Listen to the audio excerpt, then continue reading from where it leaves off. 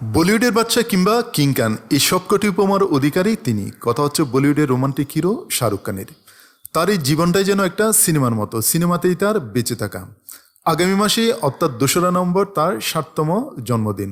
আর এই জন্মদিনটাকে বিশেষ করে তুলতে বিশেষ এক উদ্যোগ নিয়েছে পিভিআর আইনক্স। শাহরুখের জন্মদিন উপলক্ষে এক বিশেষ চলচ্চিত্র উৎসবের আয়োজন করা হয়েছে, যা চলবে 2 সপ্তাহ। আগামী 31শে অক্টোবর থেকে শুরু হতে চলেছে বিশেষ এই চলচ্চিত্র উৎসব।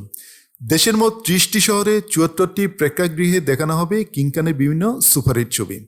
এক্ষেত্রে শাহরুখের দর্শক অনুরাগীরা ফের একবার সিনেমা হলে গিয়ে তার পুরনো ছবিগুলো দেখার সুযোগ পাবেন আরও একবার। এই খবর শুনে নিশ্চয় মনে প্রশ্ন জাগছে, কোন কোন ছবিগুলো রয়েছে এই তালিকায়। রয়েছে কাভি হ্যাঁ কাভি না, দিলসে, মেহুনা, দেবদাস, ওম শান্তি ওম ও চেন্নাই এক্সপ্রেসের মতো ছবি।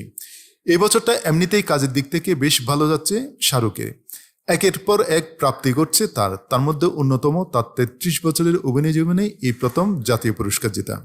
শুধু তাই নয়, সন্তানের সাফল্যেও চাক্ষুষ করেছেন তিনি। ছেলে আরিয়ান খানের ব্যাটসুপ বলিউড সিরিজের হাত ধরে বলিউডে পরিচালকের ভূমিকায় দারুণ সাফল্য পেয়েছেন। অন্যদিকে মেয়ে সুহানাও অভিনয় করছেন তার নতুন ছবি কিংয়ে। এই সবের সঙ্গে তার জন্মদিনটাও হয়ে উঠতে চলেছে চলচ্চিত্রময়, যা এক অন্যরকম প্রাপ্তি বলা যায়। সব মিলিয়ে শাহরুখের এই বছরটা খুবই স্পেশাল।